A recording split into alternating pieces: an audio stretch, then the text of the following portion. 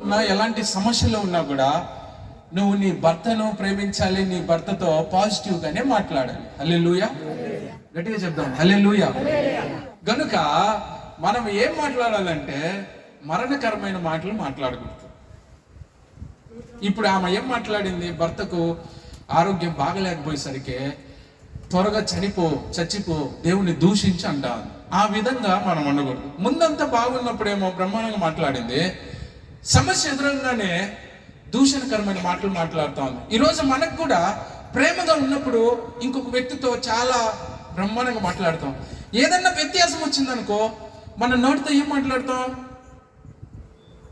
మరణకరమైన మాటలు మాట్లాడతాం. కానీ ప్రభు చెప్పేది ఏంటంటే జీవం కలిగిన మాటలు మనం మాట్లాడాలి. హల్లెలూయా హల్లెలూయా. ఇలా చూస్తే దావీదు ఉన్నాడు. దావీదు చిన్న పిల్లోడైతే ఫిలిస్తీయుల దగ్గర ఉన్న గొలియాతు వచ్చేసి ఇశ్రాయేలీయులతో ఒక బెట్టు కడతా ఉన్నాడు. ఏమనంటే మీలో దమ్మున్నోడు వచ్చి నన్ను ఎదిరించండి అని చెప్పేసి వాళ్ళని ఏమంటా ఉన్నాడంటే నెగిటివ్గా మాట్లాడుతూ ఉన్నాడు. అంటే వాళ్ళను పొడిచినట్టుగా మాట్లాడుతూ ఉన్నాడు. దావీదు వస్తూ ఉంటే కర్ర తీసుకొని ఆయన నేనేమన్నా కుక్కనా అని ఎటకారంగా మాట్లాడుతూ ఉన్నాడు. ఎటకారంగా మాట్లాడేసరికి చివరికి గొలియాతుకు ఏమైంది, చనిపోయాడు, ఎదిరించలేకపోయాడు. అంటే మనం మాట్లాడే మాట నెగిటివ్గా ఉంటే ఆ ఇబ్బంది వచ్చేది మనకే. మనం మాట్లాడే మాట ఇతరులకు జీవం పోసే విధంగా ఉండాలి. హల్లెలూయా, గట్టిగా చెప్దాం హల్లెలూయా. ఇలా చూస్తే బైబిల్ చాలా ఎగ్జాంపుల్స్ ఉన్నాయి. ఇప్పుడు మోషే వాళ్ళ అక్క మిరియాం, మోషే వివాహం చేసుకుంటే ఇప్పుడు నీకు అవసరమా, నీకు దేవుడు మాట్లాడా, మాతో మాట్లాడలేదా అని సేవకుణ్ణి ఆమె ఏమంటుందంటే రకరకాలుగా మాట్లాడుతాం. చివరికి ఆమెకి ఏం కలిగిందంటే కుష్టు రోగం కలిగింది. అంటే ఈ మరణకరమైన మాటలు మనకు మాట్లాడితే అవి వచ్చి మనకే నాశనాన్ని తెస్తాయి. మనము పాజిటివ్గా మాట్లాడడానికి ప్రయత్నించాలి. హల్లెలూయా. ఈ విధంగా మనం ఏం చేయాలంటే మన నాలుకకు అంత పవర్ని ప్రభు అనుగ్రహించాడు కనుక మనం ఎవరితో మాట్లాడినా కూడా జీవం పోసే విధంగా మాట్లాడాలి. హల్లెలూయా హల్లెలూయా. ఒకసారి ఎలీషా గారు బయలుదేరి రోడ్డు మీద నడుస్తూ ఉంటే కొంతమంది పిల్లలు వచ్చి ఒరే బోడివాడా అన్నారా లేదా అన్నారు. బోడివాడ అంటే అర్థం ఏంటి, బట్టతోలాడా అనగానే ఎలీషా గారిని వెంటనే ఎలీషా వాళ్ళను చెప్పించేసరికి ఆడ ఎలుగు బంట్లు వచ్చి వాళ్ళందరినీ ఏం చేసేది చెప్పేసాయి. ఇప్పుడు వీళ్ళు ఏం చేస్తా ఉన్నారు, నెగిటివ్గా దైవ సేవకుణ్ణి మాట్లాడుతూ ఉన్నాడు. ఏమని అపహాస్యం చేస్తా ఉన్నారు. ఒరే బోడివాడా, ఒరే నల్లంగా ఉన్నాడే, తెల్లంగా ఉన్నాడే. ఇప్పుడు అదే అక్కడ అలా చేసేసరికి చివరికి ఆడ ఎలుగు బంట్లు వచ్చి వాళ్ళను చంపేశాయి. గనుక మనం మాట్లాడే మాటలు ఎలా ఉండాలంటే జీవం కలిగే విధంగా ఉండాలి. హల్లెలూయా హల్లెలూయా, గట్టిగా చెప్దాం హల్లెలూయా. జీవం కలిగిన మాట అంటే ఎలా ఉండాలి, జీవం కలిగిన మాట అంటే ఎలా ఉండాలి. యేసు ప్రభు వారు గలిలయ ప్రాంతంలో బయలుదేరి వెళ్తున్నప్పుడు సమరయ ప్రాంతంకి వచ్చినప్పుడు అక్కడ ఒక ఆమె నీళ్లు బావిలో నుంచి తీసుకుంటా అంటే ప్రభు ఆమె దగ్గరికి వెళ్ళి మాట్లాడుతూ ఉన్నాడు. ఏం మాట్లాడుతున్నాడంటే యోహాను సువార్త 4వ అధ్యాయం, దయచేసి అందరం తీద్దాం. యోహాను సువార్త 4వ అధ్యాయం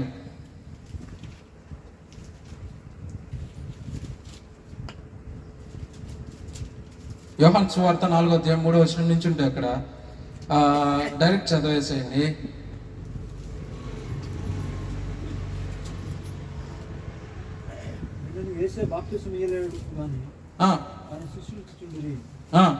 సమరయ మార్గమును వెళ్ళవలసి వచ్చెను. యాకోబు తన కుమారుని యేసుకు ఇచ్చిన భూమి దగ్గరలో 13వ వచనం నుంచి చదువుదాం. అందుకు యేసు నీళ్లు త్రాగు ప్రతి వాడును మరలా దప్పికొనును, నేనిచ్చు నీళ్లు త్రాగువాడు ఎప్పుడునూ దప్పికొనుడు. నేను వారికి ఇచ్చు నీళ్లు నిత్య జీవమునకై దానిలో ఊరిని నీటి బుగ్గగా ఉండదని ఆమెతో చెప్పాను. ఇప్పుడు చదువు. ఆ స్త్రీ ఆయనను చూచి నేను దప్పికొనుకుంటున్నట్లును చేదుకొనుటకు ఇంత దూరం రాకుండానట్లును నాకు నీళ్లు దయచేయమని ప్రభువుని అడిగింది.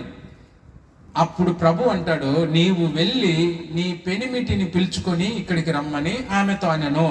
ఆ స్త్రీ, నాకు పెనిమిటి లేడనగా యేసు ఆమెతో, నాకు పెనిమిటి లేడని నువ్వు చెప్పిన మాట సరే గాని నీకు 5 పెనిమిట్లుండ్రి అని ప్రభు చెప్పాడు. ఎవరితో చెప్పాడు? సమరయ స్త్రీతో చెప్పాడు. ఏమని? 5 మంది పెనిమిట్లు నీకున్నారు. పెనిమిట్లు అంటే ఏంటి? భర్తలు. ఇప్పుడు 5 మంది పెనిమిట్లు కలిగిన సమరయ స్త్రీని ప్రభు ఏమన్నాడు అక్కడ? ఆయన మరణకరమైన మాట మాట్లాడాడు ఆమెను? మాట్లాడలే. ప్రేమగానే మాట్లాడాడు ఆమె. నేను ఇచ్చే నీళ్లు నువ్వు తాగితే నీకు జీవం కలిగి ఉంటావు అంటే నువ్వు మారు మనసు పొందు అని. ఇప్పుడు యేసు ప్రభు వారు అనుకుంటే ఏమైనా మాట్లాడగలదు, అక్కడ మనం ఏమైనా చేయగలదు. కానీ యేసు ప్రభు ఆమెను ఎలా మాట్లాడుతున్నాడంటే ప్రేమగా మాట్లాడుతూ ఉన్నాడు, అంటే జీవం కలిగే విధంగా మాట్లాడుతూ ఉన్నాడు. అందుకే ఆ సమరయ స్త్రీ చివరికి మారు మనసు పొంది అనేక మందిని ప్రభు వైపుకు మార్చి. హల్లెలూయా, హల్లెలూయా. ఇప్పుడు 5 మంది పెనిమిట్లు ఉన్న వాళ్ళు మన ఎదురు కనబడ్డారు, మనం ఏమంటాం? 5 మంది ఏమో మంచిది ఏదో పక్కకి వెళ్ళిపోతాం. కానీ యేసు ప్రభు వారు ఆ విధంగా వెళ్ళా, ఆమెతో కూర్చొని స్వయాన మాట్లాడుతూ ఉన్నాడు. నువ్వు మాట్లాడే మాట ఇతరులతో ఎలా ఉండాలంటే వాడు నెగిటివ్ చేసినా కూడా పాజిటివ్ గా వాడి జీవం కలిగే విధంగా మనం మాట్లాడాలి. హల్లెలూయా, హల్లెలూయా. ఎలా మాట్లాడాలంటే ఉప్పు వేసిన విధంగా మాట్లాడాలి. ఉప్పు వేసిన విధంగా అంటే ఇప్పుడు కూరను మనం చేస్తా ఉన్నాం, బిర్యానీ నువ్వు చేసే ఉంటావు. ఈ బిర్యానీకి ముఖ్యమైనది ఏంటి? నువ్వు ఎన్ని మసాలాలు వేసినా ఎన్ని ఆకులు వేసినా ముఖ్యమైనది ఏంటంటే ఉప్పే. అలాగా మనం మాట్లాడే మాట ఉప్పేసిన విధంగా ఉండాలి. నువ్వు ఎవరితో అయితే మాట్లాడుతున్నావో వారితో ఉప్పేసిన విధంగా నువ్వు మాట్లాడితే అంత రుచిగా ఉంటుంది. హల్లెలూయా, హల్లెలూయా. ఇంకొక ఎగ్జాంపుల్, ఒక తండ్రికి 2 కుమారులు ఉన్నారు. ఒక చిన్న కుమారుడు బాగా అత్తి ఎలాంటి వాడంటే వాళ్ళ తండ్రి దగ్గర ఉన్న ఆస్తినంతా తీసుకొని దూర దేశానికి ప్రయాణం వెళ్ళిపోయి వాడు ఆ డబ్బునంతా నాశనం చేశాడు. నాశనం చేసిన తర్వాత చివరకు అంతా ఊడ్చి వేశ్యల చేత తిరిగి అంతా అయిపోయిన తర్వాత ఒకరోజు తండ్రి దగ్గరికి వెళ్ళాలని తండ్రి దగ్గరికి వచ్చాడు. ఇప్పుడు అలాంటి పనులు చేసి మన దగ్గరికి కానీ మన కొడుకు వచ్చాడు అనుకో, మనం ఏం చేస్తాం? దగ్గర ఇప్పుడు మనకున్న ఆస్తి అంతా వాడు నాశనం చేసిండు అనుకో, బయటికి వెళ్ళి వేషాలతో తిరిగింది అనుకో, మనం ఏం చేస్తాం? వీడంతా అడ్డాల వారం చేస్తాండి, వాడు వస్తానే కొట్టడం చేయడం అంతా పెద్ద యాసంగం చేస్తాం.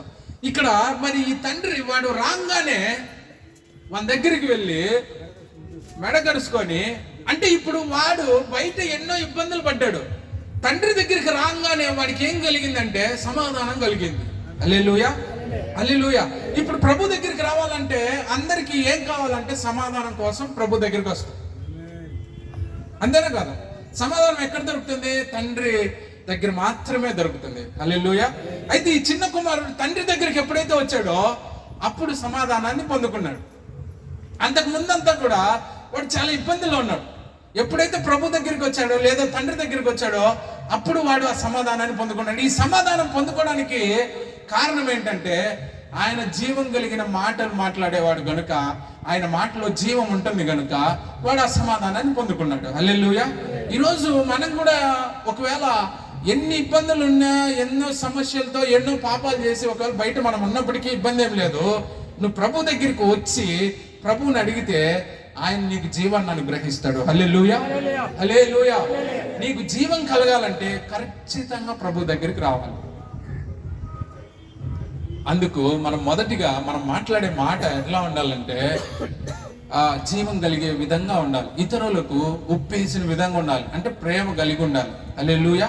మన నాలుక ఏం మాట్లాడితే అది జరుగుతుంది. ఇప్పుడు యేసు ప్రభు వారు కూడా మాట్లాడితే అది జరుగుతుంది. అంత పవర్ను మనకి అనుగ్రహించాడంటే ఎంత గొప్ప భాగ్యమో ఒకసారి ఆలోచించాడు. ఈ చిన్న నాలుకకు అంత పవర్ను దేవుడు అనుగ్రహించాడు గనుక నువ్వు మాట్లాడే మాటలన్నీ కూడా జాగ్రత్తగా ఉండాలి. హల్లెలూయా, హల్లెలూయా. రెండవదిగా యాకోబు రాసిన పత్రిక 3వ అధ్యాయం చదువుదాం. మొదటిగా మనం ఏం మాట్లాడాలంటే జీవం కలిగిన మాటలు మాట్లాడాలి. మనకు ఏ మాట మాట్లాడితే ఆ మాట జరిగిపోతాయి.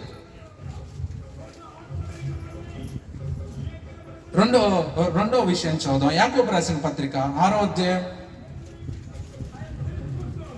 నాలుక అగ్నియే. యాకోబు పత్రిక 3వ అధ్యాయం చదువుదాం. నాలుక అగ్నియే. నాలుక మన అవయవములలో ఉంచబడిన పాప ప్రపంచమై సర్వ శరీరం. 3వ వచనం నుంచి చదువుదాం ఒకసారి. 2వ వచనం నుంచి కూడా అనేక విషయములలో మనం అందరము తప్పిపోవచ్చున్నాము. ఎవడైనను మాట యందు తప్పిన ఎడలా అట్టివాడు లోపము లేనివాడై తన సర్వ శరీరమును స్వాధీనమును ఉంచుకొనెను. వాడు శక్తి గలవాడగును. 3వ విషయం చదువుదాం. గుర్రములు మనకు లోబడుటకై నోటికి కళ్ళెమును పెట్టి వాటి శరీరం అంతయు త్రిప్పుదుము. ఇక్కడ 3వ విషయంలో చదివితే ఈ నాలుక ఎలా ఉంటదంటే మన శరీరాన్ని, మన హృదయంలో ఏ మాటలు, ఏ ఉద్దేశం ఉంటుందో అవి మన నోట్లో నుంచి వస్తాయి. ఎప్పుడైనా ఆలోచించండి. ఇప్పుడు ఒక వ్యక్తి మీద మనం మాట్లాడాలనుకో, మన హృదయంలో ఏది ఉంటే అదే వస్తుంది. మన హృదయంలో ఏ మాటలు, ఏ ఉద్దేశం కలిగి ఉంటే ఆ మాటలే వస్తాయి నోట్లో నుంచి. అదే ఇక్కడ మనం చదివిన వాక్యంలో 6వ వచనం చదువు ఒకసారి. నాలుక అగ్నియే మన అవయవములలో ఉంచబడిన పాప ప్రపంచమై సర్వ శరీరమును కంటే మన శరీరాన్నంతటికి అది ఏం చేస్తుంది అంటే మాలిన్యం కలుగు చేస్తుంది. ప్రకృతి చక్రమునకు చిచ్చు పెట్టును. హల్లెలూయా. చాలా ప్రకృతి చక్రమునకు చిచ్చు పెట్టును. చిచ్చు పెట్టడం అంటే ఏంటి? బాగున్న కుటుంబంలో లేనిపోని మాటలు చెప్పి నాశనం చేయడం. ఇంకదే కదా చిచ్చు పెట్టేదానికి అర్థం. అంటే ఇప్పుడు బాగా ఇద్దరు కలిసి ఉన్నారనుకో, వాళ్ళలో నుంచి విడదీయడానికి చెప్పడమే చిచ్చు పెట్టడం. ప్రకృతి చక్రంను చిచ్చు పెడుతుంది. ఏంటి? నాలుక. యేసు ప్రభు వారు, దయచేసి గమనించండి, యేసు ప్రభు వారు ఆదామును అవ్వను సృష్టించారు. సృష్టించిన తర్వాత ఏదేను తోటలో వాళ్ళకు ఏదేను తోటలో కాపరిగా ఉంచి మీరిద్దరు కూడా బాగా హాయిగా సంతోషంగా ఉండండి అని వాళ్ళని సృష్టించాడు. సృష్టించిన తర్వాత ఒక సర్పము అవ్వ దగ్గరకు వచ్చిందా లేదా? దయచేసి అవ్వ గమనించండి. వచ్చిందా తల్లి? వచ్చింది. సర్పము ఎక్కడికి వచ్చింది? అవ్వ దగ్గరికి వచ్చింది. వచ్చిన తర్వాత ప్రభు మిమ్మల్ని ఈ పండ్లన్నీ తినమన్నాడా అని అడిగింది. అన్ని తినమన్నాడు, కానీ ఒక పండును మాత్రం తినొద్దు అన్నాడు అని సర్పానికి చెప్పింది. చెప్పిన తర్వాత ఈ సర్పం ఆమెతో ఏమనిందంటే, ఇప్పుడు వాళ్ళిద్దరూ సంతోషంగా ఉన్నారు. ఈ పాము వాళ్ళ దగ్గరికి వెళ్ళి ఏం మాట్లాడుతుందంటే, ఏం ఇబ్బంది లేదు, ప్రభు చెప్పిన మాటలు వినకుండా ఆ పండును కూడా తినమని. వెంటనే వాళ్ళు తిన్నారు. తిన్న తర్వాత వాళ్ళకి ఏం కలిగింది? అవ్వకి ఏం కలిగింది? దేవుడు వచ్చి ఒక శాపాన్ని ఇచ్చాడు. ఏంటి ఆ శాపం అంటే, భూమి మీద నువ్వు కనేటప్పుడు ప్రసవ వేదన అధికంగా పడతావు అని శాపం పొందింది. అంతకుముందు కుటుంబంలో నెమ్మదిగా సమాధానంగా ఉన్న అవ్వ ఆదాము మధ్యలో ఈ పాప పోయి ఒక మాట చెప్పంగానే ఇప్పుడు ఆడ వాళ్ళిద్దరికి, దేవునికి వాళ్ళకు ఒక సమస్య అంటే చిచ్చు పెట్టడమే. ఈ సర్పం వెళ్ళి ఒక చిచ్చు పెట్టింది. ఏమని అంటే, నువ్వు ఆ పండు తిని నువ్వే దేవత అవుతావు అనగానే ఆమె ఏమనుకునింది, నేనే దేవతనైతానా అని చెప్పి ఆ పండు తినింది గమ్మకుండకుండా మళ్ళీ వాళ్ళ భర్తకి ఇచ్చింది. చివరికి సమాధానంగా బ్రతికి ఆ కుటుంబము దేవుడు శాపం ద్వారా ఆమె ప్రసవ వేదన పడాల్సి వచ్చింది. ఈయన చెమటోర్చి పని చేయవలసిన పరిస్థితి వచ్చింది. దీని అంతటి కారణం ఏంటంటే, ఈ పాము వెళ్ళి వాళ్ళకి ఏం పెట్టిందంటే చిచ్చు పెట్టింది. హల్లెలూయా. ఈరోజు కుటుంబాల్లో కూడా సమాధానంగా మనం ఉన్నామనుకో, ఇంకొక ఆమె వచ్చి ఇంకొక కుటుంబంలో ఏం చేస్తుంది? చిచ్చు పెడుతుంది. అయితే ఇప్పుడు మేము పామా అని మనం అనుకోవచ్చు. అందుకే ప్రభు ఒక మాట అంటాడు, మత్తయి సువార్త 12:34 వచనంలో, సర్ప సంతానం అంటే చిచ్చు పెట్టారు. ఇప్పుడు పాము వెళ్ళి చిచ్చు పెట్టింది ఆదాముగా అవ్వకు. అంటే చిచ్చు పెట్టే మాటలు మాట్లాడే వాళ్ళను వాక్యం ఏం చెప్తుందంటే సర్ప సంతానం అంటే పాముతో పోల్చాడు. ఇప్పుడు పాము పోయి అవ్వకు ఆదాముకు మధ్యలో చిచ్చు పెట్టింది, వాళ్ళకు పెట్టిన చిచ్చుతో మనకు కూడా ఆ సమస్య వచ్చింది. హల్లెలూయా. ఏం సమస్య వచ్చింది? ఇప్పుడు వాళ్ళిద్దరు చేసిన పనికి మనం అందరం ఇప్పుడు ప్రసవ వేదన పడాల్సి వస్తుంది. పురుషులైతే వర్క్ చెమట ఉడిచి పని చేయాల్సి వస్తుంది. ఇదంతా కారణం ఏంటంటే ఒక పాము వెళ్ళి, ఒక సర్పం వెళ్ళి, లేదా ఒక నాశనం చేసే ఒక వ్యక్తి వెళ్ళి ఒక మాట చెప్పడం వల్ల కుటుంబం ఏం జరుగుతుందంటే వాళ్ళ జీవితం అంతా కూడా ఒక సమస్యలోకి వెళ్ళిపోతుంది. అందుకే ఈ చిచ్చు పెట్టే మాటలు మనం మాట్లాడకూడదు. హల్లెలూయా. గట్టిగా చెప్దాం హల్లెలూయా. చేతులు ఎత్తి చెప్దాం హల్లెలూయా. అది ఆమేన్. కనుక మనం ఏం మాట్లాడాలి? చిచ్చు పెట్టే మాటలు మాట్లాడు. సంసోను గారు ఉన్నారు, ఆయన న్యాయాధిపతిగా ఉన్న ఇతను ఢిల్లీలో అనే ఒక ఆమె దగ్గరికి వెళ్ళిన తర్వాత అక్కడ ఆమె అతనితో సహవాసం కలిగి ఉన్న తర్వాత 3 సార్లుగా వేరే శత్రువులకు పట్టించడానికి ఈ న్యాయాధిపతి అయిన సంసోన్ని లేనిపోని మాటలు చెప్పి సంసోన్కు చిచ్చు పెట్టింది. ఈ సంసోను అంత అభిషేకం కలిగిన వ్యక్తి అయినా కూడా చివరికి శత్రువుల దగ్గర రుబ్బుతా ఉండాల్సిన పరిస్థితి వచ్చింది. అంటే చిచ్చు పెట్టడం వల్ల కలిగే నష్టం ఏంటంటే కుటుంబాలు చాలా ఇబ్బందులు కలుగుతాయి. అందుకే ఇలాంటి మాటలు మనం మాట్లాడకూడదు. హల్లెలూయా హల్లెలూయా. అన్న బయట ఉన్న అన్న వాక్యం వింటా ఉన్నారా? లేదు, వాళ్ళిద్దరు మాట్లాడుకుంటా ఉన్నారు. లోపల రండి అన్న, వాక్యం విందాం. దయచేసి లోపల రండి.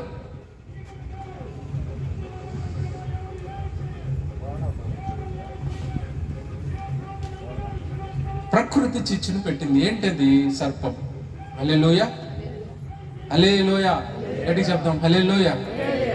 గనుక ఈ చిచ్చు పెట్టే మాటలు మాట్లాడకూడదు. మీకు చిన్న ఎగ్జాంపుల్ చెప్తా, దయచేసి అందరు నన్ను చూడండి. ఒక 2 ఉద్యోగస్తులు, భార్యాభర్తలు ఉద్యోగం చేసుకుంటూ ఒక ఊరు నుంచి ఇంకొక ఊరుకు ట్రాన్స్ఫర్ అవుతా ఉన్నారు. వాళ్ళు 1 సంవత్సరం 2 సంవత్సరాల తర్వాత ట్రాన్స్ఫర్ అయ్యే వీళ్లకు ఒక చోట ఒక కుటుంబము ఇల్లు బాడుకు తీసుకొని అక్కడ ఉన్నారు. ఉన్న తర్వాత కొన్ని రోజులకు ఆ ఇంటి పక్కన ఉన్న చుట్టుపక్కల ఉన్న ఆడవాళ్ళంతా కూడా వాళ్ళు బాగా ఫ్రెండ్స్ అయిపోయారు, బాగా కలిసికట్టుగా ఉన్నారు. ఉన్న వాళ్ళకు ఒక ఆమె ఒక రోజు వచ్చి ఆ కుటుంబంలో మీరు బాగా సంతోషంగా ఉన్నారని చెప్పి కొన్ని మాటలు మాట్లాడుతూ ఒక డౌట్ పెట్టింది. మళ్ళా డౌట్ పెట్టి ఈ డౌట్ కలిగిన మాటని చెప్తే మళ్ళీ బాగుండదేమో అని చెప్పి ఒక డౌట్ పెట్టి ఆమె వాళ్ళ భార్యతో ఒక మాట చెప్తా ఉంది. దయచేసి అందరు నన్ను చూడాలి. ఏం చెప్తుందంటే, నీ భర్త పోయిన జన్మలో ఉప్పును మోసే గాడిదలాగా పుట్టాడు అని చెప్పింది. నేను చెప్పే విషయం అర్థమవుతుంది అందరికీ? అర్థమవుతుందా? దయచేసి గమనించండి. ఈమె ఒక మాట చెప్పింది ఏంటంటే, ఉప్పును మోసే గాడిద నీ భర్త ఇంతకు ముందు అని చెప్పింది. అవునా అని చెప్పి ఆమె సరే అని వినింది. విన్న తర్వాత ఇంకా వాళ్ళ భర్త సాయంత్రం వరకు డ్యూటీ చేసిన తర్వాత వాళ్ళ భర్త మళ్ళీ ఇంటికి వచ్చాడు. ఇంటికి వచ్చేటప్పుడే ఈమె ముందుగానే వాళ్ళ భర్త దగ్గరికి వెళ్ళి బస్సు దిగిన తర్వాతనే వాళ్ళ భర్త దగ్గరికి వెళ్ళి మాట్లాడుతూ ఉంది. ఏం మాట్లాడుతూ ఉందంటే, ఆయనతో కూడా పొద్దు నుంచి బాగా పనిచేసావు కదా నాయన, ఇప్పుడు కూరగాయలు తీసుకుని వస్తున్నావా, అది ఇది మాట్లాడిన తర్వాత నీ భార్య పూర్వము కుక్కలాగా జన్మ ఎత్తి పుట్టింది నాయన అని చెప్పింది. దయచేసి గమనించండి. ఏం చెప్పింది? ఇప్పుడు నేను చెప్పిన విషయంలో ఏం అర్థమైంది?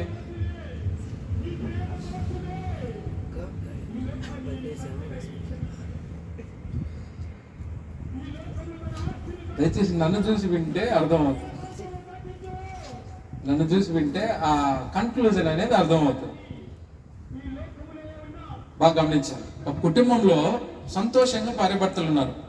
ఒక ఆమె ఆ కుటుంబంలోకి వెళ్ళి లేనిపోని డౌట్ పెట్టింది. ఏం డౌట్ పెట్టిందంటే, నీ భర్త పూర్వము గాడిద, ఉప్పు మోసే గాడిద అని పెట్టింది. ఈ భర్త దగ్గరికి వెళ్ళి నీ భార్య పూర్వం కుక్కలాగా పుట్టింది అని పెట్టింది. వీళ్ళిద్దరూ తెలివి తక్కువలు కనుక అవునా అవునా అని చెప్పి రాత్రి ఇంకా అన్నం తిన్న తర్వాత ఇద్దరు పడుకున్నారు. పడుకున్న తర్వాత ఇప్పుడు ఈ భర్త ఆలోచన ఏంటంటే, ఈమె నన్ను నాకుద్దేమో చూద్దాం, ఎందుకంటే ఆమె కుక్క అని చెప్పింది కదా, కుక్క అని ఆ భర్త అనుకొని రెడీగా పనుకొని ఉన్నాడు. అంటే నిద్రపోలే.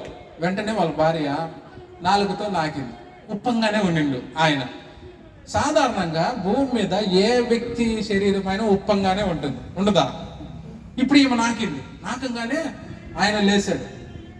లేచి, నువ్వు నాకుతావని నాకు తెలుసు, నువ్వు పూర్వమేమో కుక్కంగా పుట్టావని నాకు తెలుసు అని చెప్పి గొడవ వేసుకున్నాడు. చివరికి వాళ్ళిద్దరికి ఉన్న సంబంధము విడిపోవాల్సిన పరిస్థితి వచ్చింది. దేనికంటే ఒక వ్యక్తి వచ్చి చిన్న మాట చెప్పంగానే వాళ్ళ ఇద్దరిలో ఉన్న ఆ ప్రేమ అనురాగం అంతా కూడా ఏమైందంటే విచ్ఛిన్నం అయిపోయింది.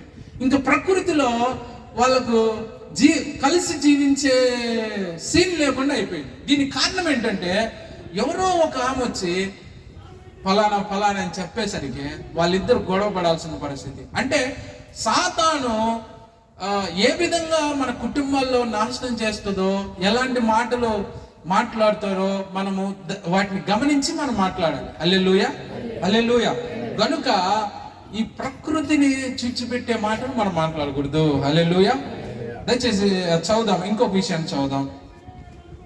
కీర్తన 64వ అధ్యాయం 8వ వచనం చదువుదాం.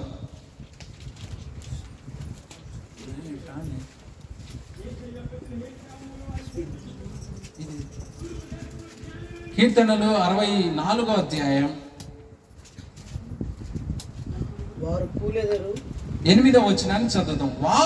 వారు కూలెదరు, వారు కూలుటకు వారు నాలుకే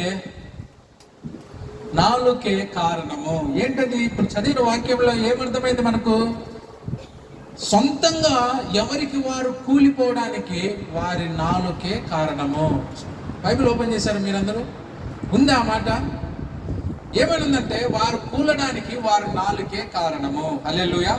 దీనికి అర్థం అవడానికి మీకు ఒక ఎగ్జాంపుల్ చెప్తా. మేము చేసిన పనే అది. ఒకసారి రామాపురంలో వివాహం జరుగుతుంది. వివాహం అంతా జరిగిన తర్వాత ఇంకా భోజనాలు పెడతారు కదా, భోజనాలు అంతా అయిపోయింది, తినేశారు. అక్కడ మేమందరం ఉన్నాం, పిల్లలు, మన టీం అంతా ఉంది. నాయన పెళ్లి చేసిండు. అయిపోయిన తర్వాత భోజనం పెడుతుంటే భోజనం అంతా తిని అయిపోయిన తర్వాత ఒక ఇద్దరు వ్యక్తులు వచ్చారు. ఇద్దరు వ్యక్తులు వచ్చి కూర్చున్నారు, వాళ్ళు భోజనం పెట్టారు. ఈ ఇద్దరు వ్యక్తులు పక్కనే అనుకొని మా తమ్ముడు మా మామ ఇద్దరు కూర్చొని భోజనం చేస్తా ఉన్నారు. నలుగురు భోజనం చేస్తా ఉన్నారు. ఈ వచ్చి ఇద్దరు కూర్చున్న వ్యక్తులు పాస్టర్ ఏంద్ర మందు తాగినట్టున్నాడే అన్నాడు. అంటే ఆయన కళ్ళు ఎర్రగా ఉన్నాయి. పొద్దున్న నుంచి ఈ పెళ్లి చేసి ఆ పనిలో ఈ పనిలో ఉండి కళ్ళు ఎర్రగా ఉన్నాయి. ఏందిరా పాస్టర్ కైపులో ఉన్నట్టున్నాడే అని ఇద్దరు వ్యక్తులు మాట్లాడుకుంటున్నారు. సైడ్ మా తమ్ముడు మా మామ ఉండి, మర్యాదగా తినేసి పొండి అన్నాడు. మీరేందిరా అని వీళ్ళిద్దరు అన్నారు. అని అనగానే మా తమ్ముడు లేచి, తప్పో ఒప్పో తెలియదు కానీ పక్కన తండ్రి అంతా ఎవడో కూడా పడ్డాం అనగానే లేచి ఒకటే తనేసరికి ఇద్దరు వెనక్కి పడిపోయారు. వెనకలంతా గొంతు ఉంది, గొంతు అంటే డౌన్ ఉంది. ఇద్దరు వెనక పడిపోయారు. ఇప్పుడు వీళ్ళిద్దరూ కూలబడ్డానికి కారణం ఏంటి చెప్పు? ఇప్పుడు వీళ్ళిద్దరు కింద పడి కూలబడ్డానికి కారణం ఏంటి చెప్పు? నాలుక వానికే నాశనం తెచ్చిపెట్టింది. ఎవరికి? వాడు కానీ మాట్లాడటం మర్యాదగా మాట్లాడంటే నాశనం తెచ్చిపెట్టేది కాదు కదా. వాడు ఎప్పుడైతే పాస్టర్ ఏంద్ర మందు అయినట్టున్నాడని ఇంకా హేళనగా మాట్లాడుతూ ఉన్నారు. వెంటనే లేచి వీడు కొట్టిండు. అప్పు ఒప్పు తెలియదు కానీ కొట్టిండు. ఇప్పుడు వాళ్ళిద్దరు కూలడానికి కారణం ఏంటంటే వాళ్ళు మాట్లాడిన మాటే వాళ్ళకు నాశనం తెచ్చిపెట్టి. కనుక మనం మాట్లాడే మాట మనము గౌరవంగా ఉంటే మనల్ని కూడా వాళ్ళు గౌరవిస్తారు. హల్లెలూయా, హల్లెలూయా. ఇప్పుడు ఒరే దయ అన్నాను అనుకో, ఏరా చెప్పురా డేవిడ్ అంటాడు. మీకు అర్థం అవడానికి ఎగ్జాంపుల్. మనం గౌరవంగా పిలిస్తే మనకు గౌరవాన్ని ఇస్తాం. అందుకే నువ్వు ఏం విత్తుతావో అదే మనం కోస్తాం. నువ్వు ఒడ్లు విత్తి పెద్ద మానలు పోయావు, ఏది విత్తుతామో అదే మనం కోస్తాం. మన జీవితంలో మనం చేసే ఉద్యోగం దగ్గర కానీ, మనం చేసే పని దగ్గర కానీ, మనం జీవించే పక్కనున్న కుటుంబాలతో కానీ మనం ఏం విత్తుతామో అవే మనం కోస్తావా. నువ్వు వాడిని తిట్టావనుకో వాడు నిన్ను తిడతాడు కదా.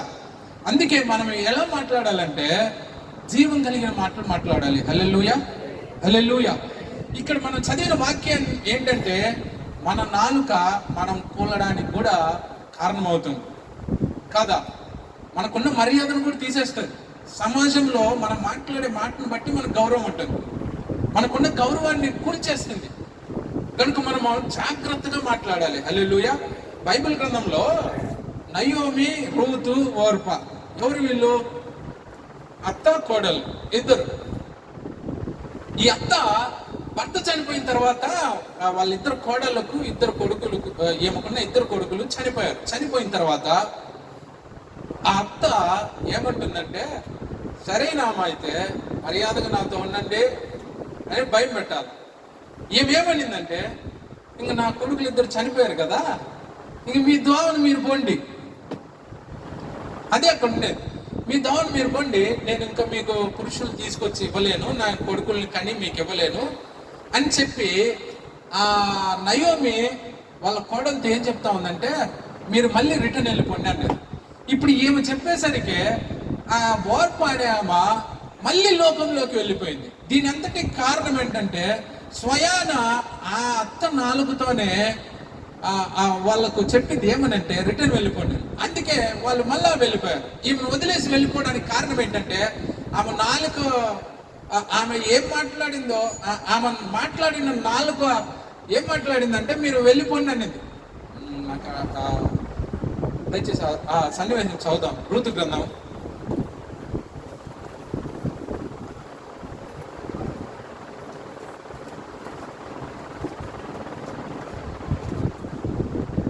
దయచేసి అందరు చూద్దాం. రూతు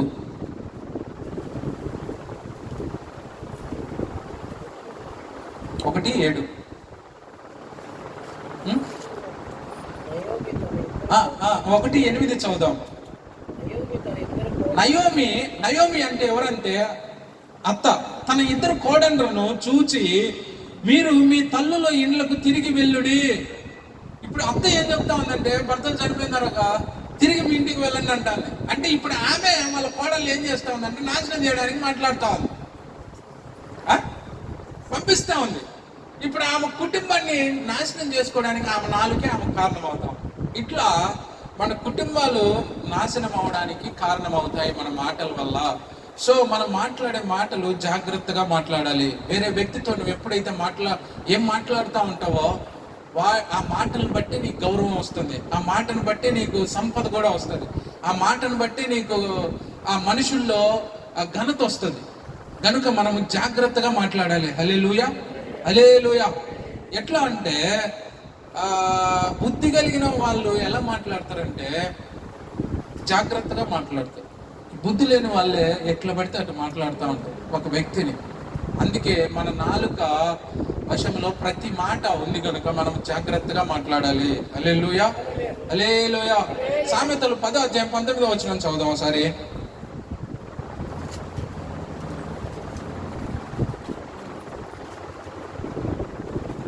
సామెతలు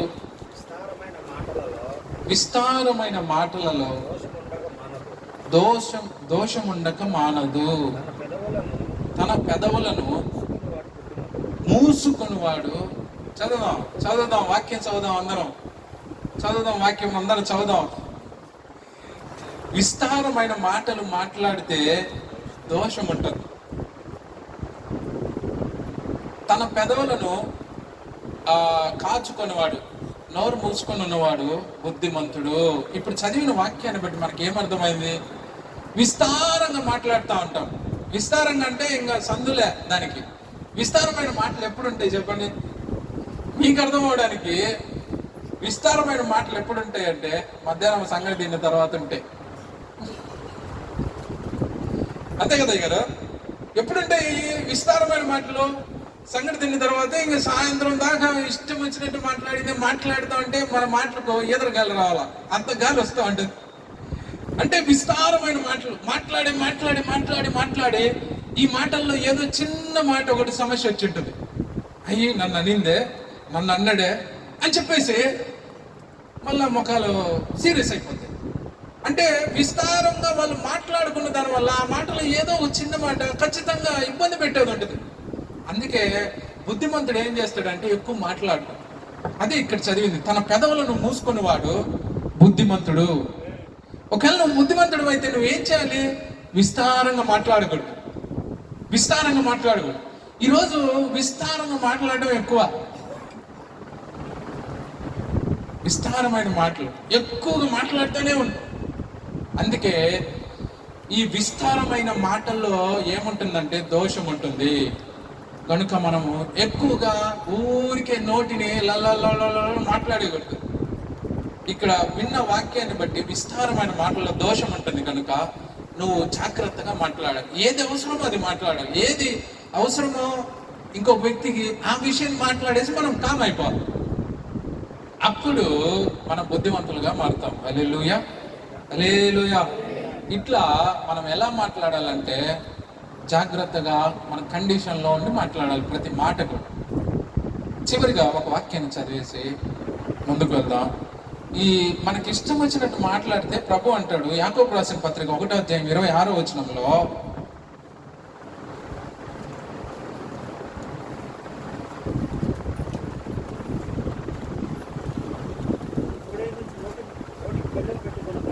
ఎవడైనా నువ్వు నోటికి కళ్యం పెట్టుకొనక తన హృదయమును మోసపరుచుకొనుచు భక్తి గలవాని అనుకుని ఎడల వాని భక్తి వ్యర్థమే.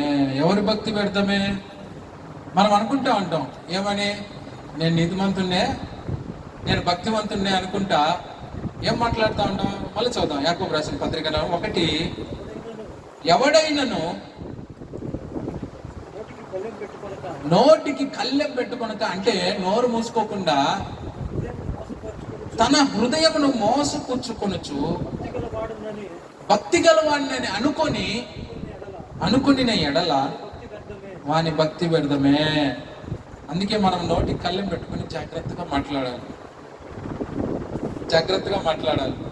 జాగ్రత్తగా మాట్లాడలేకపోతే చాలా ఇబ్బందులు వచ్చేస్తాయి. దయచేసి గమనించాలి. జాగ్రత్తగా మాట్లాడకపోతే చాలా ఇబ్బందులు వచ్చేస్తాయి. ఇట్లే బద్వేల్లో ఒకసారి ఒక వ్యక్తి వాళ్ళ కుమారుడు వివాహం ఉంటే మా నాయన వివాహం చేశాడు. వివాహం చేసిన తర్వాత ఆ పెళ్లి కొడుకు తండ్రి, నువ్వు వివాహం చేసావు కదా, అమెరికా నుంచి నీకు డబ్బులు వస్తుంది కదా, మా కొడుకు పెళ్లి చేసినావు, దానికి వచ్చిన డబ్బులు నువ్వు తిన్నావా అన్నాడు. మా డాడీ ఉండి ఒక మాట అన్నాడు, ఒరే నువ్వు నీ కొడుకు నీ కోడలు వివాహం చేసుకొని వాళ్ళు సంతోషంగా ఉంటే అమెరికా వాడు నీకెందుకు డబ్బులు ఇస్తాడరా అన్నాడు. నాకెందుకు డబ్బులు? వాస్తవంగా నువ్వు నీ భార్య సంతోషంగా ఉంటారు కానీ నీ సంతోషం కోసం అమెరికా వాడు ఎందుకు డబ్బులు ఇస్తాడరా అని అడిగాడు. వాడు కూడా కొంచెం ఎక్కువగా మాట్లాడండి. ఎవరిని? మాస్టర్ గారు ఒక మెడికల్ స్టోర్ దగ్గర టౌన్లో, చెప్తే అర్థమవుతుందని చెప్తా ఉన్న ఈ విషయాలు. ఎక్కువ మాట్లాడేసింది, తాగి ఎక్కువ మాట్లాడేసింది. ఇప్పుడు వాడిని ఇష్టం వచ్చినట్టు మాట్లాడేసరికి మా డాడీకి కొంచెం అందరి ముందు కొంచెం ఇగో కొంచెం ఫీల్ అయిన తర్వాత మా డాడీ కొడితే బాగుండదు కదా. వెంటనే మేము మా టీం ఒక 4 ఉన్నాం. అప్పుడే ఫోన్ చేస్తే పోయినాం. పోయి మా తమ్ముడు ముందు ఉంటాడు, ఆమె మెడ పట్టుకొని సెంటర్లోనే రారా నీ కథ ఎలా చూద్దాం రా అన్నాడు. వాడు అందరికి ఫోన్లు చేసి ఒక్కడు ఎవడు రాడు. బుద్ధిమంతుడు ఎప్పుడు కూడా మాట్లాడు ఇవన్నీ, వాడి పద్ధతిగా మాట్లాడతాడు. వీడికి బుద్ధి లేదు కనుక అతి మాట్లాడాడు. వీడు మా తమ్ముడు పోయి మళ్ళా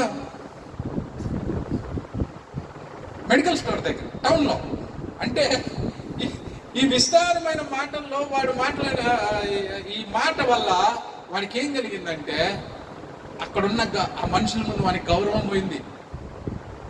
ఇంకోసారి అక్కడ నిల్చొని మాట్లాడలేడు కదా వాడు. ఈ గౌరవము ఈ మర్యాద పోవడానికి కారణం ఏంటంటే ఈ మాటల వల్లే. అందుకే మనం ఏం మాట్లాడాలంటే జాగ్రత్తగా మాట్లాడాలి. హల్లెలూయా, హల్లెలూయా. కనుక మనం మాట్లాడే మాట ఇతరులతో ప్రేమ కలిగి ఉండాలి. ప్రేమ కలిగి ఉన్నప్పుడే బుద్ధిమంతుడు అని తెలుసుకుంటారు.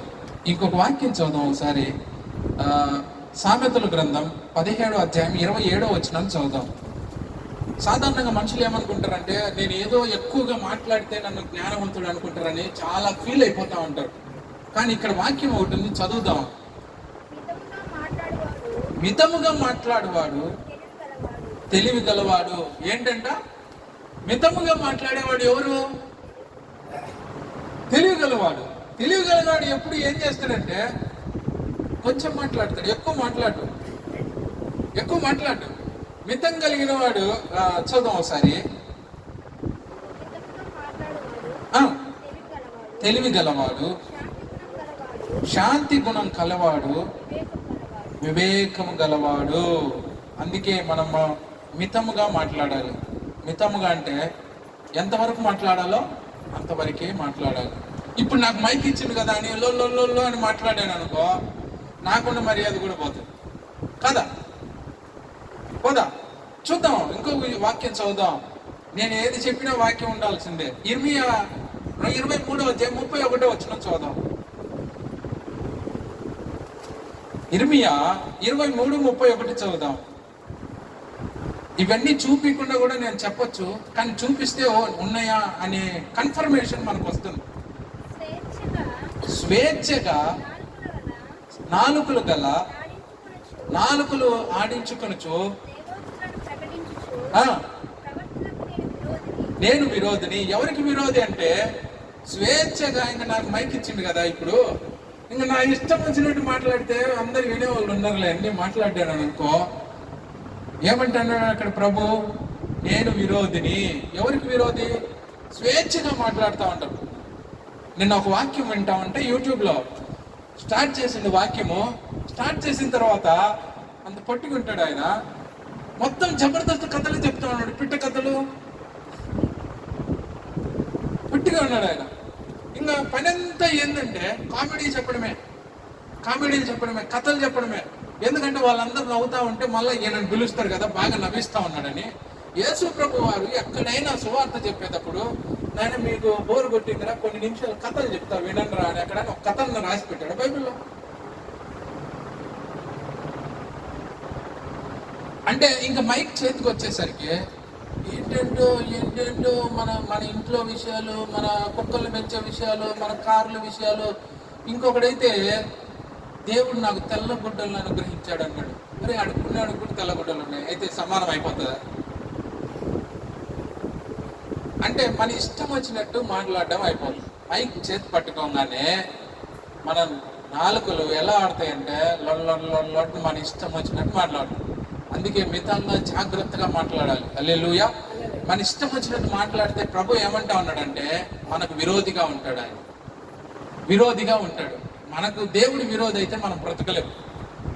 మనం ఎవరికి విరోధి అయినా బ్రతకగలం, కానీ దేవునికి మనం విరోధి అయితే బ్రతకలేము. కనుక దేవునికి ఇష్టమైనట్టుగా మనము నాలుకలను జాగ్రత్తగా మన స్వాధీనంలో ఉంచుకొని మాట్లాడాలి. హల్లెలూయా, హల్లెలూయా. సామెతల గ్రంథం 15:4 చదువుదాం చివరిగా. చాలా ఎగ్జాంపుల్స్ ఉన్నాయి, టైం అయిపోతా ఉంది. దయచేసి ఇంకో వాక్యం చదువుదాం. సామెతలు 15:4. సాత్వికమైన నాలుక జీవ వృక్షము, దానిలో కుటిలత ఉండిన ఎడల ఆత్మకు భంగము కలుగును. హల్లెలూయా. గట్టి చెప్తాం హల్లెలూయా. చేతులు హల్లెలూయా. సాత్వికమైన నాలుక జీవ వృక్షము, దానిలో కుటిలత ఉండిన ఎడల ఆత్మకు భంగము.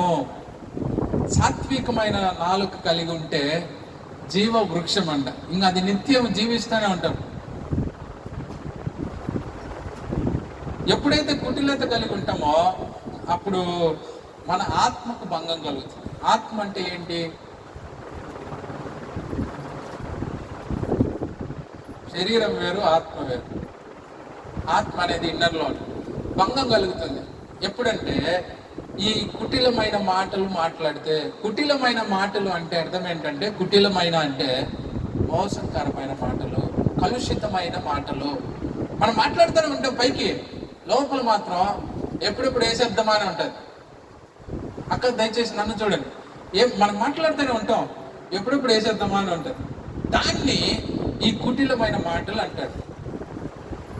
ఈ కుటిలమైన మాటల ద్వారా మనము ఘనత పొందలేము.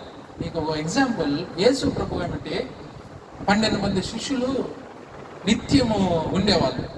ఈ 12 మంది శిష్యులు యేసు ప్రభుతో తిరుగుతా అనేక అద్భుత కార్యాలు చేస్తా తిరుగుతా ఉన్నారు. వీళ్ళల్లో ఒకడు యూదా ఉన్నాడు. యూదా యేసు ప్రభు ఎప్పటి తిరిగేటప్పుడేమో యేసు ప్రభుని బ్రహ్మాండం ప్రేమిస్తా ఉన్నాడు. మళ్ళీ యేసు ప్రభుని సిలువేయడానికి ఎతికే వాళ్ళకేమో సపోర్ట్ చేస్తా ఉన్నాడు. పైకి ఏమో బ్రహ్మాండంగా ఉన్నాడు. ప్రభు ప్రభు అంటా ఉన్నాడు. ప్రభు నిన్ను వదిలిపోను అంటా ఉన్నాడు. చివరికి ఇంకొకడు వచ్చి 30 వెండి నాణాలు ఇస్తా, నువ్వు యేసు ప్రభుని చూపిరా, నేను పట్టేస్తా సిలువేద్దామని అడగంగానే ఈ యూదా పైకి ఏమో బ్రహ్మాండంగా మాట్లాడుతూ ఉన్నాడు, లోపలేమో ఏసేద్దామా, ప్రభుని ఎప్పుడెప్పుడు అప్పగిద్దామా అంటే మోసకరమైన నాలుక ఎలా ఉంటుందంటే యూదా వల్లే ఉంటుంది. చివరికి యూదా ఏమైపోయాడంటే శరీరము పట్ట చీలి చనిపోయాడు. ఈ కుటిలమైన మాటల వల్ల చాలా ఇబ్బందులు కలుగుతాయి. అందుకే మనం జాగ్రత్తగా మాట్లాడాలి. హల్లెలూయా, హల్లెలూయా. ఈ జాగ్రత్తగా ఎప్పుడైతే మనం మాట్లాడతామో దేవునికి విరోధిగా మనం ఉండం. దేవుడు మన పక్షాన ఉంటాడు. మనం జాగ్రత్తగా మాట్లాడినప్పుడు దేవుని కృప మనకు అనుగ్రహిస్తాడు. ఆయన తోడు మనకు ఉంటుంది. కనుక దావీదు అంటాడు ఒక మాట, నేను నా నాలుకతో పాపం చేయను. ఏమంటున్నాడు ఆయన? దావీదు 39వ వచనం చదువుదాం సరే. కీర్తన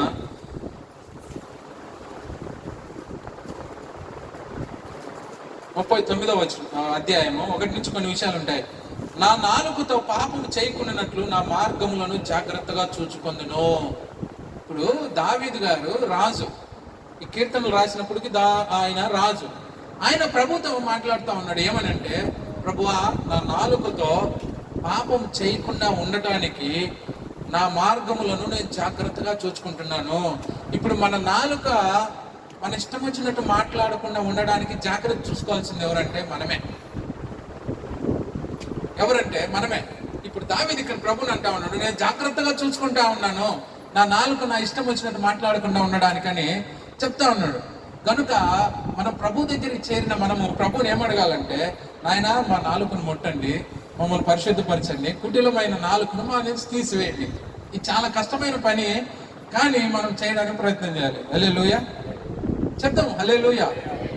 ఇప్పుడు మనం ధ్యానించిన వాక్యం ఏంటంటే, మన నాలుగుతో ఏం మాట్లాడాలి, ఎట్లా మాట్లాడాలి అనే విషయాలను మనం చూసాం.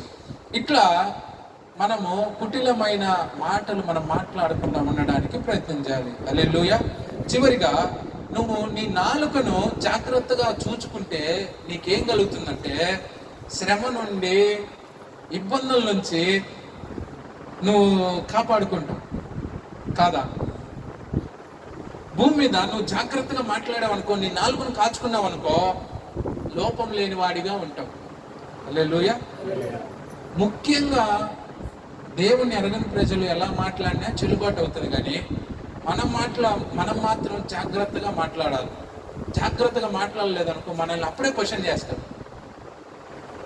కనుక మనము మన శ్రమలు కానీ మన ప్రాణానికి కానీ ఇబ్బంది లేకుండా ఉండాలంటే మనం ఏం చేయాలంటే, మన నాలుకను కాచుకొని ఉండాలి, జాగ్రత్తగా కాచుకొని ఉండాలి.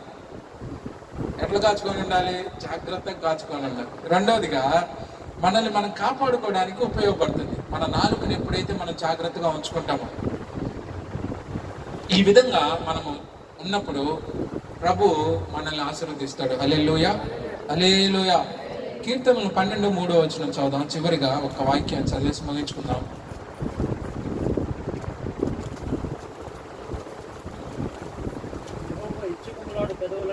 యెహోవా ఇచ్చకములాడు పెదవులన్నిటినీ, బింకములాడు నాలుకలన్నిటినీ ఏం చేస్తాడంట?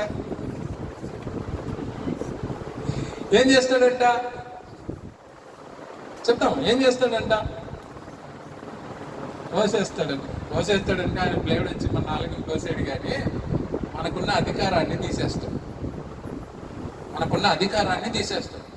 ఇప్పుడు ఒక అధికారిగా ఉన్నాడు అనుకో, అధికారి ఆ అధికారి కింద ఉన్న ఉద్యోగం చేసే వాళ్ళను లేనిపోని మాటలు మాట్లాడుతూ ఉన్నాడు అనుకో, తీసేసి మాట్లాడుతూ ఉన్నాడు అనుకో, ఇంకా రకరకాలుగా మాట్లాడుతూ ఉన్నాడు అనుకో, వీళ్ళందరూ కలిసి వీని కుర్చీకి ఎసురు పెడతారు. అంటే వాని అధికారానికి ఎసురు పెడతారు. పైకి వెళ్ళి ఒక కంప్లైంట్ ఇచ్చాడు అనుకో, వాడిని తీసేస్తాడు. అట్లా మనకున్న గౌరవాన్ని దేవుడు తీసేస్తాడు. నెబుకద్నెజరు ఈ రాజ్యాన్ని అంతా నేనే కట్టాను, నా వల్లనే అయిందని సొంతంగా ఆయన అనుకుంటా ఉన్నాడు. వెంటనే ఆయన జీవితం ఎలా అయిందంటే గడ్డి మేసే స్థితికి వచ్చింది. అంటే ఇప్పుడు నాలుగు కోయడం అంటే మనకున్న అధికారాన్ని, మనకున్న ఒక గొప్పతనాన్ని డౌన్ చేస్తాడు. అందుకే మన నాలుగును మనము జాగ్రత్తగా ఉంచుకోవాలి. హల్లెలూయా, హల్లెలూయా. మీకు ఒక చిన్న ఎగ్జాంపుల్ చెప్తా, జరిగిన విషయమే. కొన్ని రోజుల ముందు అమెరికాలో లాస్ ఏంజల్స్లో, దయచేసి విందాం, అమెరికాలో లాస్ ఏంజల్స్ అని ఒక ఊరు ఉంది.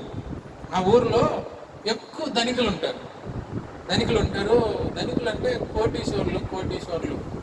వాళ్ళ ఇల్లులన్నీ కోట్లతో నిర్మించిన ఇల్లులు, కార్లు అన్నీ కూడా ఇంకా వాళ్ళకంటే మించిన వాళ్ళు లేరు, అంత ధనవంతులు.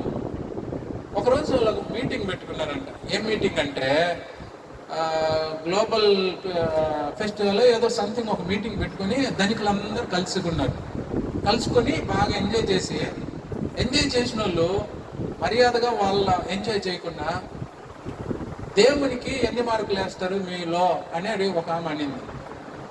0 అన్నారు. ఇప్పుడు నాలుగుతో ఏమనిందామా? దేవుడు ఏమి లేడు, 0 అని కాదా? ఇప్పుడు ఈయన ఒక బోర్డు పెట్టి దేవుడికి ఎన్ని మార్కులు వేస్తారని మిమ్మల్ని అడిగాను అనుకో ఒక మాట, మీరేమనాలా? 100 మార్కులు 50 మార్కులు అనాలా? ఆయన వాళ్ళు ఏమన్నారంటే దేవుడికి ఏమి లేదు, 0 అన్నారు. ఈ 0 అనడానికి కారణం ఏంటంటే వాళ్ళకున్న ఆస్తి, వాళ్ళకున్న అంతస్తు ఇంకా మాకన్నా పెద్ద గొప్ప ఎవరు లేరని అనుకున్నారు వాళ్ళు. ఆ 4తో అన్న 3వ రోజే గొప్ప అగ్ని సంభవించింది. వార్తల్లో మీరు చూసే ఉంటారు. ఇప్పుడు యూట్యూబ్ ఓపెన్ చేస్తే ఇంక అదే వస్తా ఉంది. మొత్తము సర్వనాశనం అయిపోయింది. 40,000 ఎకరాలు, ఇంచుమించు 40,000 ఎకరాలు, కోట్లు విలువ కలిగిన ఇల్లులు, కార్లు. ఇప్పుడు కోటీశ్వర్లు ఎట్టయిపోయిందంటే ఆమె వేసుకున్న సొక్కా ఒకటే మిగిలింది.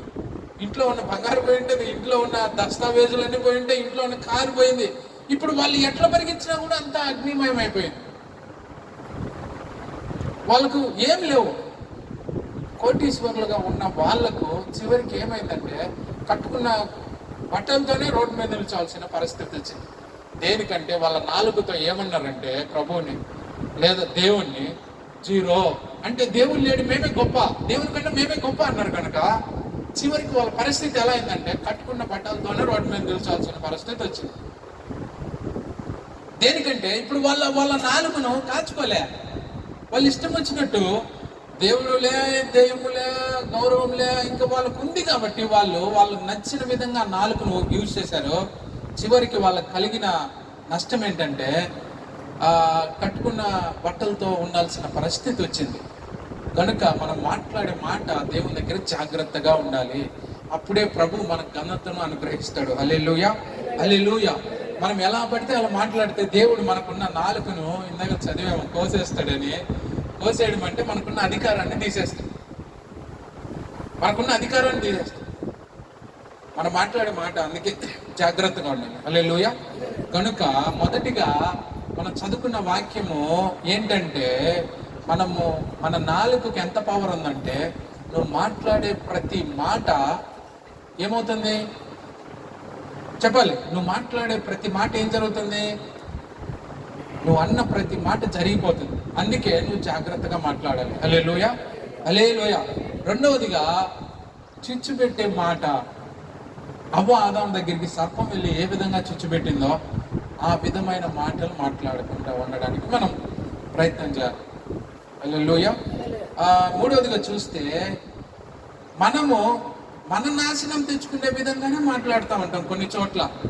ఇప్పుడు మనం బిల్డప్గా ఉండాలని కొన్ని చోట్ల ఎక్కువగా మాట్లాడుతూ ఉంటాం. జ్ఞానవంతుడు అప్పుడే అనుకుంటాడు. మా డాడీ దగ్గరికి చాలా మంది మాట్లాడే వాళ్ళు వస్తూ ఉంటారు. మొన్న ఒక వ్యక్తి వచ్చింది, డాక్టర్, ఆయన గవర్నమెంట్ డాక్టర్, వచ్చి కూర్చొని మాట్లాడుతూ ఉన్నాడు. ఏందేందో మాట్లాడుతూ ఉన్నాడు. ఆయన అన్ని వింటా ఉన్నాడు. విన్న తర్వాత ఆయన డాక్టర్, నేను గొప్ప పరిచయం చేసిన, ఢిల్లీలో చేసిన, ఆడ చేసిన అని మొత్తం చెప్తా ఉన్నాడు. గమ్ముగా ఉండి చివరికి బయలుదేరి వెళ్ళేటప్పుడు అయ్యా పాస్టర్, అయ్యా డాక్టర్ గారు మీరు ప్రార్థన చేయండి అన్నాడు. ప్రార్థన చేయమంటే ఏందో పెప్పే అంటున్నాడు. కానీ ఆయన చెప్పిన మాటలకు, ఆయన చేసే ప్రార్థనకు సూట్ అవ్వట్లే. జ్ఞానవంతుడు ఏమనుకుంటాడు, అప్పుడే ఏమంటే ఓ ప్రశాంత్ అని పాస్టర్ అన్నాడు, అప్పుడు ఏంది ప్రార్థన అడగచ్చండి అన్నాడు. అప్పుడే అర్థమైపోతుంది మన మాటల్లోనే, మన ప్రార్థనలోనే వీడు ఎంతవరకు సత్తా కలిగినోడా అనేది అప్పుడే అర్థమవుతుంది. అందుకే మనం ఏం చేయాలంటే జాగ్రత్తగా మాట్లాడాలి. గౌరవం కలగాలంటే మనం జాగ్రత్తగా మాట్లాడడానికి ప్రయత్నించాలి. హల్లెలూయా, హల్లెలూయా. మనం కూలిపోవడానికి కూడా కారణం అవుతాయి మన మాటలు.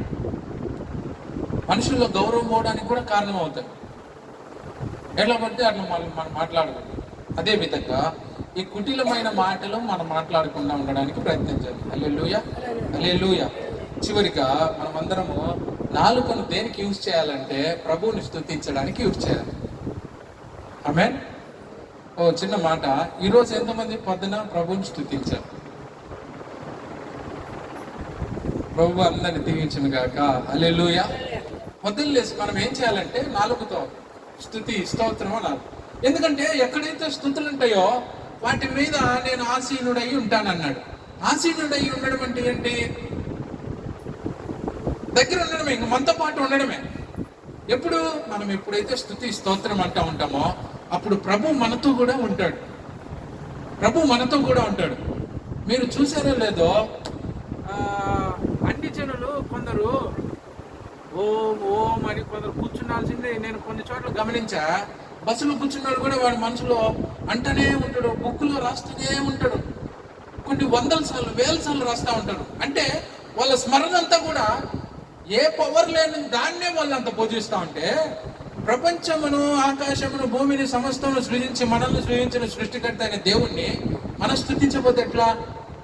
మన నాలుకతో మనం ఏం చేయాలంటే ప్రభువుని స్తుతించాలి. హల్లెలూయా, హల్లెలూయా. ఈ కుటిలమైన మాటలు, ఇతరులను ఇబ్బంది పెట్టే మాటలు మనం మాట్లాడకుండా ఎప్పుడైతే మనం ప్రభువుని మన నాలుకతో స్తుతిస్తామో, ఆయన ఎప్పుడైతే మహింపరుస్తామో, ఆయన ఎప్పుడైతే గౌరవపరుస్తామో, ఆయన ఏం చేస్తాడంటే, కీర్తన 8వ అధ్యాయం 2వ వచనం చదువుదాం. ఈ వాక్యం చదివి ముగించుకుందాం. కీర్తన 8వ అధ్యాయం 2వ వచనం చదువుదాం.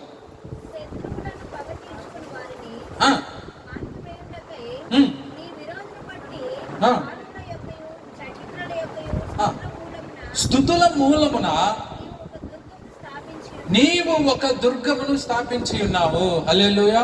దుర్గం అంటే ఏంటి? ఒక పెద్ద గోడ, రాళ్లతో కట్టిన గోడ. మీరు సిద్ధవటం కోటలో చూస్తే, మన సిద్ధవటం కోటలో పెద్ద పెద్ద ఎత్తున పెద్ద పెద్ద గోడలు ఉంటాయి. ఇప్పుడు మనకున్న దీనికన్నా పెద్దవి ఉంటాయిలేండి, చాలా పెద్దవి ఉంటాయి. దాని నుంచి ఎవరు ఎక్కలేరు, ఎవరు రాలేరు. అంటే అంత పెద్ద దుర్గమైన గోడను మనకు చుట్టూ ఉంచుతాడు. ఎందుకంటే శత్రువుల నుంచి వచ్చే బాణాలను ఆపడానికి, శత్రువుల నుంచి వచ్చే సమస్యలను ఆపడానికి, శత్రువుల నుంచి, మనకు విరోధమైన మనుషుల నుంచి కలిగే ఆపదల నుంచి కాపాడడానికి ఆయన ఏం చేస్తాడంటే ఒక పెద్ద బలమైన దుర్గాన్ని మన చుట్టూ ఉంచాడు. అంటే మన చుట్టూ ఆయన కంచె కాపుదలేసి కాపాడుతూ ఉంటాడు. ఎప్పుడు స్తుతించినప్పుడు, మన నాలుకతో స్తుతించినప్పుడు. హల్లెలూయా, హల్లెలూయా. అందుకే మనము నిత్యము, అందుకే మనం ప్రార్థన మొదలయ్యేటప్పుడు కూడా కొన్ని నిమిషాలు స్తుతి స్తోత్రం చెప్పినప్పుడు ప్రభు మన స్తుతుల పైన ఆసీనుడై ప్రతి ఒక్కరిని ఆయన ఆత్మచేత నడిపించడానికి సిద్ధపడతాడు. హల్లెలూయా. కనుక మనం ఏం చేయాలంటే మన నాలుకతో మిగతా కుటిలమైన మాటలని మానేసి ప్రభుని స్తుతించేవారిగా ఉండాలి. కనుక ఈ విన్న వాక్యాన్ని బట్టి మనం కళ్ళు మూసుకొని ప్రార్థన చేద్దాం. నా సమయం అయిపోయింది కనుక దయచేసి అందరం మోకాళ్ళని ప్రార్థన చేద్దాం. ఎవరికి వారు దయచేసి అందరం కలిసి ప్రార్థన చేద్దాం.